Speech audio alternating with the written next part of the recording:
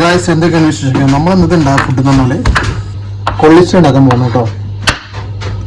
കൊള്ളിസ്റ്റ് നമ്മുടെ നാട്ടിൽ ചാവക്കാട്ട് ഒരു ഭാഗത്ത് കൊള്ളിസ്റ്റ് എന്ന് പറയാം. അപ്പോൾ ആദ്യമൊക്കെ നമ്മൾ കപ്പ ഇതേപോലെ ചെറിയ ചെറിയ പീസാക്കിയിട്ട് ഇടാം. നമ്മളതിലേക്ക് ഇനി ഒരു സ്പൂൺ ആവശ്യത്തിന് ഉപ്പും കുറച്ച് മഞ്ഞപ്പൊടി ഇട്ടിട്ട് നല്ല വേവിച്ചെടുക്കുക.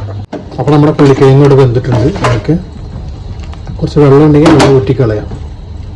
പിന്നെ ആദ്യം ഒരു ഫ്രൈ പാൻ കടായി വെച്ചിട്ട് കുറച്ച് എണ്ണ ഒഴിക്കുക.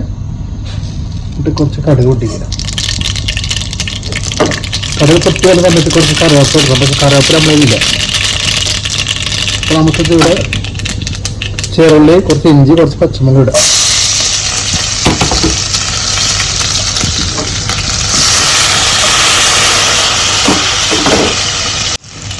ഇത് കുറച്ച് ചുവന്നുള്ളത് മറ്റേ ക്രഷ് ചെയ്ത മുളക് ഇടാം.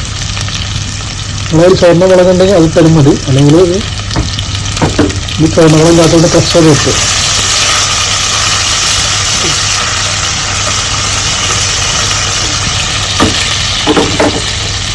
ഇത് വേവിച്ച് വെച്ച കപ്പ നമുക്ക് ഇടാം.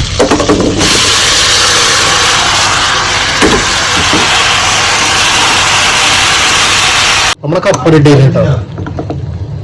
ഉണ്ടല്ലേ, അടിപൊളി സാധനമാണ്.